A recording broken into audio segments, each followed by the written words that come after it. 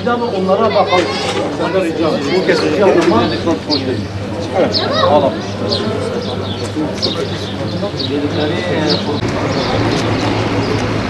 İcabet edin.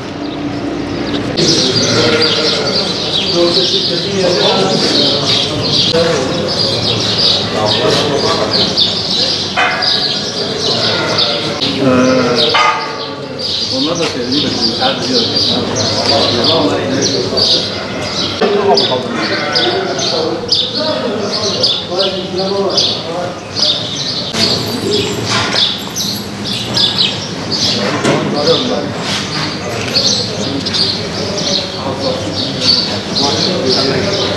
Bismillahirrahmanirrahim.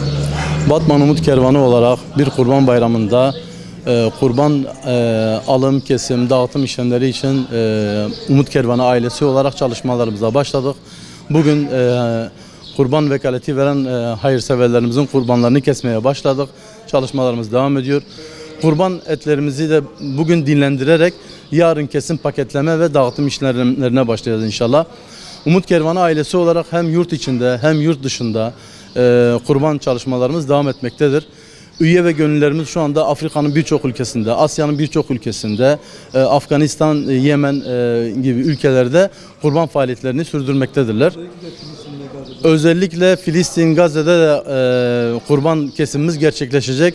Bundan dolayı da hayırseverlerimize buradan bir kez daha teşekkür etmek istiyorum. Gerçekten Filistin için ayırmış olduğumuz kontenjanı çok kısa bir sürede doldu ve daha da fazla teveccüh vardı. Bu teveccühe binaen bizde maalesef kontenjanımız dolu olduğu için daha fazla kurban alamadık. Yani kesimimizi ancak bu kadar gerçekleştirebildik. Bundan dolayı hayırseverlerimize teşekkür ediyoruz. Kurban bayramlarını tebrik ediyoruz. Rabbim ecirlerini büyük yazsın, ahiret azığı eylesin inşallah. Batman'da da kısmet olursa bu yıl 3000'e yakın ailemize kurban eti inşallah ulaştırmayı hedefliyoruz. Maalesef yani biliyorsunuz Batman'ımızda 15.000'i aşkın ailemiz bize Umut Kervanı'na kayıtlıdır.